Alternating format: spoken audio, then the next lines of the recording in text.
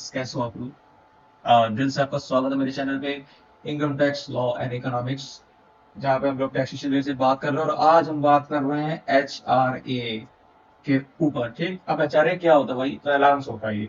It is a part of salary. जैसे कि there are lot of allowance, कुछ होता है फुल्ली, कुछ होता है पार्टली टैक्सेबल होता है, पार्टली एग्जाम्प्ट जिनमें हो जाता है। ठीक, और कुछ होते हैं आपका फुल्ली एग्जाम्प्टेड अलाउंसेस, है ना।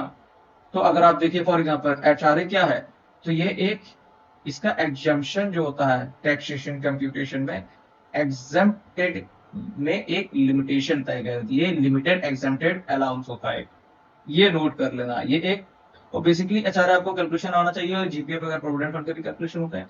तो HRA एक, ये जरूर याद रखना पॉइंट नंबर 1, एक एक एग्जम्प्टेड लिमिटेड, है ना, लिमिटेड एग्जम्प्टेड लिमिट में रहता है ये फुल्ली, ये नहीं कि आपका ये पूरा, है ना। और फुल्ली टैक्सेबल क्या है, अगर वही एक आप करते हैं dearness allowance, it is a part of salary, है ना।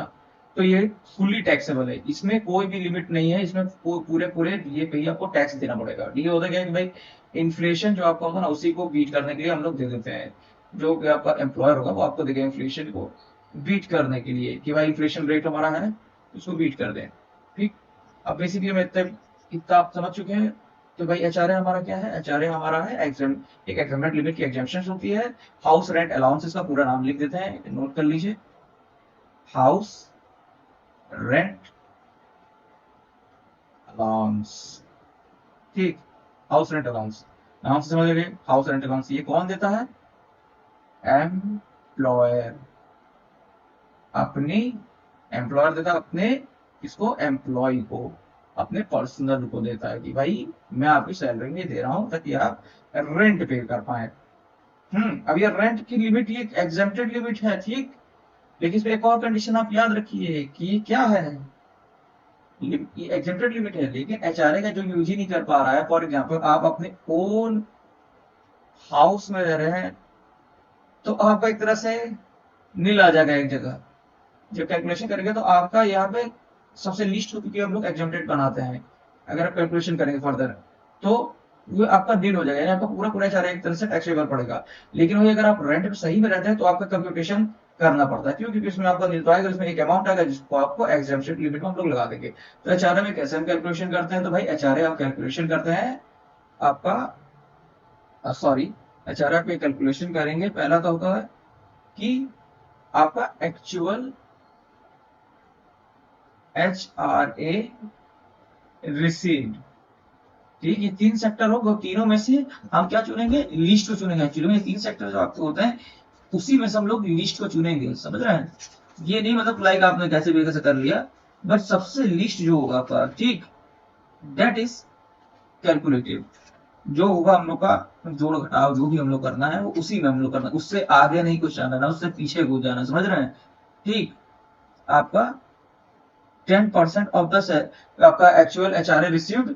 और फिर क्या है आपका सेकंड जो आपका होगा, ये आपका फर्स्ट पॉइंट होगा, ये आपका सेकंड पॉइंट होगा। इसमें क्या होगा? रेंट पेड, ठीक, माइनस 10% ऑफ द सैलरी। ठीक, और उसके बाद क्या होता है आपका थर्ड पॉइंट क्या होता है? अब ये क्या है भाई? Rent paid 10% of the salary. अब ये सैलरी क्या होती है? सैलरी क्या कहते हैं? हाँ, पीपीएफ भी अगर आप प्रोविडेंट फंड को भी public provident statutory provident recognised provident fund अगर आप बात करेंगे, तो सैलरी क्या है? सैलरी भी ऐसे नहीं कि आप वो बेसिक पे लगा देंगे, इसमें भी एक आपका चीजें जुड़ी होती हैं, है ना। तो खैर HRA के कॉन्सेप्ट में सैलरी क्या होती है ये अभी बताएंगे। पहले हम लिख लेते हैं फॉर्मूला, इसको पूरा formula, sorry I am sorry, पूरा लिखते हैं। और आखिर में क्या होता है? 50% ऑफ सैलरी, ठीक, सैलरी, ठीक। ये किस सैलरी की बात कर रहा है? ये कुछ ही सिटी, जैसे 4 सिटीज में आपके अवेलेबल होता है। एक क्या है? दिल्ली, ठीक, दिल्ली, कोलकाता, ठीक, मुंबई, और आपका चेन्नई। ठीक, यहां पे आपका, ठीक, 50% ऑफ सैलरी हम दे निकालते हैं। और rest of the cities mean, rest of series का मतलब क्या होता है? आपका मीन क्या होता है कि जो आपका फोर्टी परसेंट है, तो इसका मतलब हो गया आपका, क्या कहते हैं इसे, 40% ऑफ सैलरी हम यहाँ पे लेंगे। ठीक, 40% ऑफ सैलरी यहाँ कैलकुलेशन करते हैं। अब इन तीनों में से क्या होता है कि, ठीक है ना, कि एग्रीगेट इन तीनों में लीस्ट जो होगा वो एग्जेम्प्ट होगा सैलरी में आपकी, ठीक है, आपका एचआरए लिमिट हो जाता है। यानी वो आपका जो भी लीस्ट अमाउंट होगा इन तीनों में से कैलकुलेशन करने पे निकलेगा अलग अलग सेपरेट, तो उसमें आपका जो लिस्ट होगा उसी का हम एग्जाम्पशन लेंगे, तो टोटल उसमें फिर देखा जाता है कितना आपका बचता है। अगर एचआरए आपका पूरा कंज्यूम हो गया तो पूरा आपका छूट मिले तो आपकी छूट पूरी है। लेकिन अगर एचआरए में कुछ बच रहा है तो टैक्सेबल आपका हो जाएगा, है ना। ये तो केस टू केस होता है चीजें। खैर अब हम आगे बढ़ेंगे।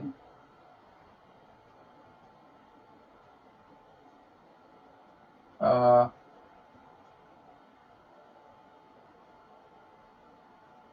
इसको इधर करना पड़ेगा, नीचे आते ठीक, इसके 10% ऑफ सैलरी, इसको हम यहाँ रखें ठीक। मैं यही कैलकुलेशन करूंगा, इसको जरूर याद अपना स्नैपशॉट ले लेना। देखो हो सकता है आपको लेक्चर बड़ा लगे, sorry I am so sorry, हो सकता है आपको लेक्चर बड़ा लगे, ठीक है, पर देखो यार ये आपके बेसिक्स है।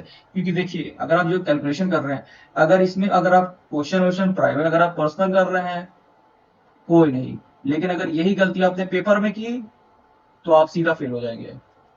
एक एक नंबर से लोग फेल होते हैं, तो उससे अंदर एक एक नंबर कीमती है। मेरे इनकम टैक्स में नंबर थे, मतलब thank to God I had got माशाल्लाह 98 आउट ऑफ 100 मेरे मार्क्स इतने आए थे कॉमर्स में, बी कॉम में। एक्चुअली में कोरोना पीरियड हम लोग का था, एमसीक्यू बेस्ड था।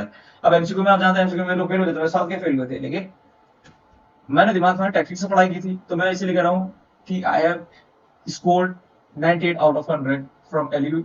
ओके, लखनऊ यूनिवर्सिटी से मैं पढ़ा हूँ, तो मैं फर्दर वहीं से मैं अपने लॉ का भी डिग्री परस्यू कर रहा हूँ। बहरहाल मैं इसको मिटाऊंगा मैं पहले, है ना, इससे कोई लेने, पर मैं कह रहा हूँ भरोसा रखो, मैं बता रहा हूँ तो आपको भरोसा रखो और मेरे साथ जुड़े रहो आप प्लीज। ऐसा मत करना कि दिक्कत हो जाए, क्योंकि यहाँ पे एक एक पॉइंट आपकी गलती हो सकती है। और अगर आप प्रैक्टिकल आप प्रैक्टिशनर हो तो इस चीज को जरूर ध्यान दें। जो अगर आप नए नए आया जो सीख चुके हैं, प्रैक्टिस करोगे तो आदत हो गई होगी, लेकिन जो नए नए हैं वो जरूर देखें। नहीं तो फिर अगर आप ऐसे करते हैं तो उसको बोला जाएगा सिविल सूट आ जाएगा, सिविल सूट का सॉरी देखिए सिविल सूट ही है आपका आएगा, मतलब जो टैक्सेशन डिपार्टमेंट है सिविल सूट यूनिवर्सल नेचर है, तो सिविल आपका मैटर में आएगा। तो फिर वो आपको पूछेंगे, आपको प्यार अच्छे अच्छे शब्दों से नवाजेंगे, और अगर आप खुद का ही केस कर रहे हैं तो आपके तो लग गए, तो आपको बहुत में बहुत दिक्कत होती है चीज, तो आप ध्यान जरूर दीजिए। खैर बकवास करना कम करते हैं यहाँ पे, बकवास की वजह से समझा देना आपको, पर ध्यान दो। एक दो तीन, इसमें बस याद रखें जो 50% रेट लगाते हैं सैलरी में, दिल्ली कोलकाता मुंबई और चेन्नई, ठीक, इन चार सिटीज में ही सिर्फ सैलरी का पता होता है, बाकी रेस्ट ऑफ द सिटीज में, ठीक, रेस्ट ऑफ सिटीज, ठीक, इसमें आपका 40% हम लगाएंगे, ठीक। अभी 40% क्या है, ठीक, अब ये 40% लग गया। अब हमने जैसे कहा सैलरी कैसे हो, सैलरी तो अलग है, तो सैलरी याद रखिए, सैलरी क्या होता है, एक बेसिक पे, ठीक, प्लस, आप समझ में आया क्यों हम इतना समय ले रहे हैं आपसे, देखिए डियरनेस, डी आपका dearness allowance plus percentile base, जो आपको टर्नओवर पे, है ना, बेस आपको कुछ मिल रहा है टर्नओवर पे किसी कोर्स ऑफ बिजनेस में, वो जोड़ा जाता है। वैसे तो बेसिकली सरकारी नौकरी प्राइवेट सेक्टर वालों को डी है, बेसिक ये तो होता नहीं, लेकिन प्राइवेट सेक्टर में भाई कोई आपका ऐसे बिजनेस है या फिर कोई एस्टेब्लिशमेंट है जिसमें परसेंटेज आपके टर्नओवर पे मिल जाता है, तो वो भी सैलरी इसमें इंक्लूड करेंगे। बेसिकली मैं इस वक्त आपको मैं गवर्नमेंट एम्प्लॉय के आधार पे, एक गवर्नमेंट एम्प्लॉय की सैलरी के आधार पे बता देता हूँ, ठीक, गवर्नमेंट एम्प्लॉय, ठीक, क्योंकि अब आपको बहुत ज्यादा समय हो गया, 9 मिनट हो गया, और एक लेक्चर पर आप 9 मिनट नहीं देना चाहिए मेरे हिसाब से, पर्सनल है, मुझे 5 मिनट में निपटाना था। लेकिन बेसिकली मैंने जीरो से हीरो हमको बनाना, जीरो से आपको हीरो बनाना है कि आपको कहीं हाथ ही फंसा नहीं सके, है ना। और अभी मैं शायद 98 पे लटक गया, आप शायद 100 ले हैं, 100 में 100, यार वो आप अच्छा कर सके। और ये बेसिकली अब मैं गवर्नमेंट एम्प्लॉय की सैलरी, फॉर एग्जाम्पल मैं इसको कैलकुलेशन करता हूँ, एक एम्प्लॉय है, ठीक, उसकी 24,000 25,000 लेकर राउंड ऑफ सही रहेगा सैलरी है पर मंथ, ठीक, पर मंथ, ये भी ध्यान दीजिएगा पर है ना कि पर मंथ, ठीक। और उसका रेंट कितना जा रहा है भाई, 10,000 रुपए, वो एक प्राइवेट घर पूरा उठा लिया है, 10,000 मंथ इसका रेंट जा रहा है। ये आपका क्या है, सैलरी है। ये आपका 10,000 रुपए पर मंथ क्या है, ये आपका रेंट हो गया, ठीक। और आपको एचआरए कितना दिया जा रहा है, तो एचआरए आपको मिल रहा है मान चलते हैं 4,000 रुपए प्रति माह पर मंथ, ठीक। ये आपको एचआरए मिल रहा है। तो कैलकुलेशन का है तो भाई साहब पहले तो इसको पता करो रहता कहाँ है भाई, इन 4 सिटीज में तो नहीं नहीं रह रहा है, इन 4 सिटीज में तो रह रहा है, तब तो भाई 50% लग जाएगा, नहीं तो आपको 40 ही लगाना है। अब पता चला ये भाई साहब है दिल्ली में एम्प्लॉयड अधिकारी है, एचडीएम बाबू है ये, ठीक है, अपने एचडीएम बाबू, तो इनकी सैलरी आई भाई, इसमें हमको देखना है कि मेरा कितना एचआर एग्जाम कम करवा सकते हैं भाई, मुझे कैलकुलेशन करना है। तो दिल्ली में हमको 50% सैलरी। अब यहाँ पे क्या करेंगे 25 और ये ठीक। अब इसको थोड़ा जूम आउट करता हूँ। ओ सो सॉरी सो सॉरी, मैं इसको जरा ड्रैग कर देता हूँ, ओके ठीक। अब मैं इस पे अब आता हूँ पे, ठीक। Let's begin, okay right, right away में, ठीक। अब यहाँ पे 25,000 रुपये महीना, और यहाँ पे हमने कितना रखा था 10,000 रुपये। ये चीज लिख लीजिए, क्वेश्चन है, ये क्वेश्चन है, इसमें ये क्वेश्चन है, ठीक, इसको देख लेना, इसको आप देख लो, समझ में आ जाएगा। बाकी तो 25 पूरी साल भर की सैलरी कितनी, सैलरी में तो भाई इसका ये हो गया आपका, ठीक है सॉरी, ये रेंट दे रहा है, ये है चार्ज भाई, सॉरी सॉरी सॉरी, रेंट दे रहा है और 4 रुपए महीना आपका एचआरए हो रहा है, और इसका डीए तो हमने लिखा ही नहीं। ओ माय गॉड, इतनी बड़ी कैसी गलती हमने कर दी। 5 रुपए महीना, 5,000 रुपए महीना, ठीक। तो सैलरी के सेक्टर क्या है यहाँ पे, एक डीए, जैसे कि हमने कहा डीए प्लस बेसिक पे, ठीक। ये जो आपको 5,000 रुपए बेसिक पे मिल रहा था, ये डीए आपका, तो ये दोनों मिला के सैलरी होगी, तो भाई 25-25 30,000 रुपए महीना इसकी सैलरी का जो हम इसमें रेफर लेंगे, इंटू आपका 12 कर देंगे, तो 12×3=36, कितना आया भाई साहब 3,60,000, ठीक। तो ये आपकी सैलरी होगी, ठीक। अब यहाँ पे क्या है, हमने यहाँ पे क्या rent paid -10% of the salary, तो रेंट पेड क्या है, तो भाई पहले तो आपका है कि एचआरए रिसीव कितना हुआ, हमने जैसा कि हमने यहाँ पे लिख दिया एचआरए रिसीव कितना है 1248, तो पहला पॉइंट हम देखते हैं एचआरए का, ठीक। एचआरए, ठीक, क्या हुआ, तो एचआरए रिसीव क्या होगा, 4,000 रुपये महीना है, इंटू 12, 12×4=48, 48,000 हो गया, ठीक। एचआरए आपको कितना मिल रहा है 12×4=48, ठीक। और इसमें क्या है, मुझे लग रहा है ये केस बनेगा क्योंकि रैंडम मैंने क्वेश्चन अपने दिमाग में ऐसे ही आ गया था, इसमें बनेगा। तो इसका क्या है रेंट पेड, रेंट कितना है भाई, तो 10,000 रुपये महीना, ठीक। 10,000 into 12 minus 10% of salary, 10% of salary, तो ये क्या है सैलरी कितनी 10% ऑफ सैलरी, ठीक। अरे रे 36 लाख बना दिया, I'm sorry, I'm really sorry man। और आपका क्या है, जैसे मैंने कहा ये दिल्ली में रहते तो इनका 50% का सैलरी का लगाएंगे, 50% इंटू 60, ठीक, 3,60,000। अब कंप्यूटेशन कर सकते, एक तरफ है नंबर 1 पे 48,000 रुपए, ठीक।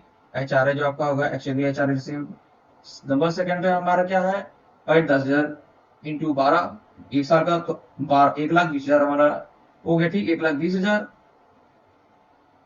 ठीक, 1,20,000 आपका हो गया, और माइनस जैसे कि हमने कहा 10% तो सैलरी, 10% सैलरी कितना हुआ, 3,60,000, 10,000 कितना हुआ 36,000,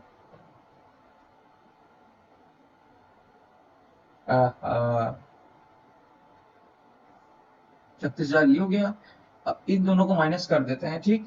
तो 1,20,000 आपका रेंट पेड हो गया, और माइनस 10% ऑफ द सैलरी, और महंगे शहर में रह रहा भाई, बहुत ज्यादा रेंट दे रहा है, दिल्ली के रेंट बहुत ज्यादा है, देख रहे हैं।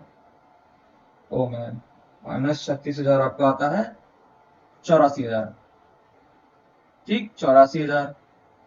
और यहाँ क्या 50% ऑफ द सैलरी, तो 50% ऑफ सैलरी क्या है, 50% ऑफ सैलरी जो कि हमारा 3,60,000 का, क्या 50% का हिसाब निकालेंगे तो 3,60,000 इंटू 50%, 1,80,000, ठीक। मैंने क्या कहा था, least of that is accepted, list क्या है, टोटल एचआरए रिसीव्ड, ठीक। पर मंथ एचआरए 12,48, ठीक, 48,000 पूरा एग्जाम हो गया। तो टोटल इसका जो एग्जाम्शन लिमिट क्या हुई -48,000, ये टोटली नील हो गया आपका, यानी पूरा आपका एचआरए ही नॉन टैक्सेबल हो गया। अभी वहीं पर अगर यहाँ पे ये एचआरए से भी मान लीजिए ये ग्राफ आपका कम आता, यहाँ पे कोई हमारा कैलकुलेशन में ग्राफ मार्क गिरता, और एचआरए मान लीजिए आपका पॉजिटिव होता और आपका लिस्ट नेगेटिव होता, तो पॉजिटिव में से नेगेटिव हटा देंगे, समझ रहे हैं, तो क्या जो भी आएगा पॉजिटिव वो टैक्सेबल हो जाएगा। यहाँ पे तो पूरा पूरा था, मान लीजिए अगर यहाँ पे 48,000 है, ठीक, और अगर आपका यहाँ पे लिस्ट में मान लीजिए कि ये 48,000 था, HRA से भी लिस्ट में यहाँ पे कुछ आता है नंबर, ठीक, तो माइनस करने पे जितना तो जो लिस्ट होता वो तो बच जाता।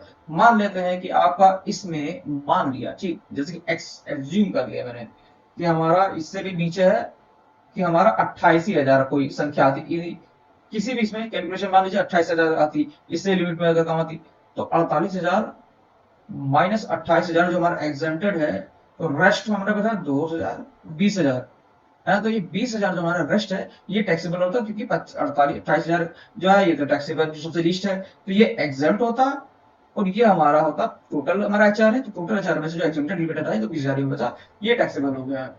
Hope you guys understand this as well as possible, cause यही एक चीजें समझाने में, क्योंकि अब ये 17 मिनट लोग कहते हैं कि शॉर्ट शॉर्ट में समझाओ, शॉर्ट समझाना कोई बड़ी बात नहीं है, टिपेंगे कॉपी पेस्ट करेंगे, आपको ये होता है, ये होता है, ये होता है, जैसे कि मैंने अभी आपको पढ़ा है कि हर सिटीज कौन की भाई 50% 40% अंदर, अब अलग अलग सिटीज में अलग अलग लगता है, एक गलती आपको पर कैलकुलेशन के लिए डूबेगी, ठीक, मैंने समझाया कि नहीं आपको, तो यही चीज होती है जो आप शॉर्ट टेम्पर्स में आप जो देखते हैं वीडियोस ना, क्योंकि हमारे सब लोग जो पढ़ाते हैं हम तो सीएम के अंडर में पढ़े हैं, बताते हैं आपको, संदीप अग्रवाल, लखनऊ में हमने आलमबाग में ही मैं पढ़ा, इसी कोचिंग उनका नाम, तो उनको भी समय लगता था बच्चों को लेकर चलने में, तो गलती वो कर देते हैं बच्चे, अगर आपको कॉन्सेप्ट ही नहीं है, यहाँ मैंने आपको कॉन्सेप्ट के साथ से पढ़ा दिया कि क्या क्या होता है, सारे एक एग्जेम्प्टेड लिमिटेड वाला अलाउंस है जिसमें एक लिमिटेड होता है, ठीक, इसमें पूरा पूरा नहीं एग्जाम हम कर देते जो मिलता है, इसमें एक लिमिट के तहत ही हम लोग करते हैं, और इसमें 3 सेक्टर का हम लोग करते हैं, एक house rent, sorry house rent allowance को चेक करते थे पूरा टोटल एक्चुअली कितना रिसीव हो गया, दूसरा पार्ट हम लोग करते हैं रेंट कितना टोटल पे किया पर एनम के हिसाब से सब होगा, और ये 10% ऑफ सैलरी क्या होता है, वैसे सैलरी मैंने आपको बता ही दिया, बेसिक पे डीए प्लस परसेंटेज बेस, अगर कोई भी आपको मिला टर्नओवर पे कुछ भी इनकम उसको जोड़ के सैलरी, जैसे कि यहाँ पे डीए और इन दोनों को मिला के हमने 25,000 या 5,000 डीए को मिला के हमने सैलरी बनाई थी, ठीक, 30,000 भारतीय 36 3,60,000 बना, तो यहाँ पे अगर कोई टर्नओवर में भी कुछ आता तो उसको जोड़ देते, तो उसको इंटू 12 हम कर देंगे, इन तीन को जोड़ के 12 से मल्टीप्लीकेशन कर दिया, अपना आ गया आंसर, ठीक। अब यहाँ पे सैलरी का भी आप समझा दिए, क्योंकि ये नहीं ऐसे कैलकुलेशन दिया होता है 10% ऑफ सैलरी, अब सैलरी क्या है, अब आपको मालूम हो कि भाई सैलरी आप उसमें जितने पद आप किसी के कैलकुलेशन करने बैठे हो, और आपकी भाई उसमें सैलरी में तो कई चीजें इंप्लीमेंट होती है, भाई आपका डीए हो गया, ठीक, उसके बाद आपका एंटरटेनमेंट अलाउंस हो जाता मिल जाता है, किसी एंटरटेनमेंट अलाउंस होता है, सीसीए होता है, सिटी कंपेंसेटरी अलाउंस होता है, ट्रैवल अलाउंस हो जाता है, ठीक है, ट्रैवल अलाउंस हो गया, फिर आपका चाइल्ड के एजुकेशन के लिए भी आपको दिए जाते हैं, सॉरी हाँ, ड्रेसिंग वगैरह के लिए भी आपका अलाउंस मिल जाता है, फिर आपको क्या कहते हैं सॉरी हाई हील्स के अलाउंस होते हैं, ठीक, हाई हील अलाउंस हमारे हो जाते हैं, और उसके बाद इधर इधर के सारे अलाउंस है, मैं कैलकुलेशन कर सकता तो मैं बता नहीं सकता, मैं बहुत अलाउंस होता है, वो सब सैलरी जुड़ेंगे तो सैलरी से पूरा कर दोगे, लेकिन आपको मालूम है, लेकिन देखिए टैक्स की डिफिनेशन जिसकी हमने कहा कि टैक्स की सैलरी में यही चीजें जुड़ेंगी, बेसिक पे plus DA plus term percentage base income on turnover in any establishment और बिजनेस सेटअप, है ना, इसलिए मैं थोड़ा मेरे दोस्त का शॉर्ट शॉर्ट में डाल दो भाई, तो भाई मुझे बताना होता है ये होता है, ये होता है, ये होता है, आपने सैलरी का, अच्छा सैलरी अभी आपने बताया कि सैलरी में तो कई सारी चीजें जुड़ी होती है, और पता क्या क्या चीजें सैलरी में इंक्लूड की जाती है, ड्यूटीज वगैरह भी होती है ना, आपको मिलता है, उन सबको टैक्सेबिलिटी करे वो अलग है, अभी मैं अलाउंस में हूँ कंफ्यूज में, बस इस पे कई सारी अलाउंस होते हैं, अब क्या सब जोड़ के तो आपके तो, क्योंकि भाई होता तो ये सैलरी है इनकेस में इनकम टैक्स की डेफिनेशन के अनुसार, भाई जो भी हम इस सैलरी की बात करें ये सैलरी में ये चीजें जोड़ी जाएंगी, इसके अदरवाइज 22 वर्ष कुछ भी नहीं जोड़ना हमें, लेकिन आपने कुछ और किया, आपने सैलरी आपको कुछ मालूम नहीं तो मैं ऐसे ही बता के चला जाता कि ये होता तो आप सैलरी में यही सब जोड़ के आप कर देते, गुना कर दिए, आपका पूरा गुना भाग हो जाएगा अच्छे से, और गलती से अगर आप इनकम टैक्स फॉर्म भर रहे हैं तो आपने अगले को नुकसान करा दिया और आपको बहुत प्यारे शब्दों से नवाज देगा, या फिर आप खुद काम कर रहे हैं तो कैसा ना हो सिविल नोटिस कही आ जाए इनकम टैक्स विभाग से और आपके लग जाए, इसलिए देखिए आसानी होता है, इस चीज को सिखाना पड़ता है हर चीज को, मेरे वीडियो 20 मिनट का हो रहा है, ये आपका वीडियो मेरा 20 मिनट का हो गया है, लेकिन ये 20 मिनट में कोई मैंने कॉन्सेप्ट जो है ना, मैंने क्या कहा था, मैं जीरो से हीरो बनाना है मेरे को, जीरो से हीरो आपको बनाना है, समझ रहे हैं, तो इस चीज पर आप ध्यान जरूर दें, और hope you guys you love my videos, और हम अलविदा करते हैं भाई, अब हम आपसे विदा लेंगे, और एक रिक्वेस्ट जैसे कि मेरा एंड, अलविदा, bye bye, like and subscribe for more Arabi writing, मेरे एग्जाम ने चेक कर पाता, खैर अलविदा, बाय बाय। लाइक करना, सब्सक्राइब करना for more informative updates. And basically मैं पढ़ा होगा तो आपको थोड़ा सा रखना पड़ेगा मेरी लंबी वीडियोस में। हाँ, जो फॉरवर्ड फास्ट फॉरवर्ड में लगाना, ये 20 मिनट की वीडियो नहीं, 10 मिनट की वीडियो मेरे लिए, मैं डबल स्पीड पे सुनता हूँ। मैं आपको बताता हूँ एक और टेक्निक मैंने आपको बता दी कि डबल स्पीड सुनो, ये वीडियो स्पीड में, और अपने दिमाग को इतना प्रोसेस कर दो, इतना इसको प्रोसेस करिए कि डबल स्पीड में भी आपका दिमाग उसी को कैच कर रहा हो। आपको एक पे चुनने की नौबत ही ना है, समझ रहे हैं? इतना दिमाग को हाई ले जाना आपको। बादाम खाओ, बादाम खाइए, अखरोट खाइए, केला खाओ। अरे केला जरूर खाइए, केला ये वहां नहीं, लोग गलत समझेंगे, पता नहीं क्या। हाई सोर्स ऑफ आयरन होता है, इसलिए कह रहा है। आयरन फाइबर होता है जो कि डाइट्रिक सिस्टम के लिए भी अच्छा है। B12 होता है इसमें, किडनी के लिए अच्छा होता है। बायोलॉजी पढ़ी होगी बेसिक। तो ठीक है, बाय करते हैं, बाय बाय। और लाइक सब्सक्राइब करना, और जल्दी जल्दी मेरे चैनल को ग्रो कराइए, आप सपोर्ट करें। और लव यू गाइस यार, लव यू गाइस यार, बहुत हो गया यार, बहुत ज्यादा पढ़ा दिया।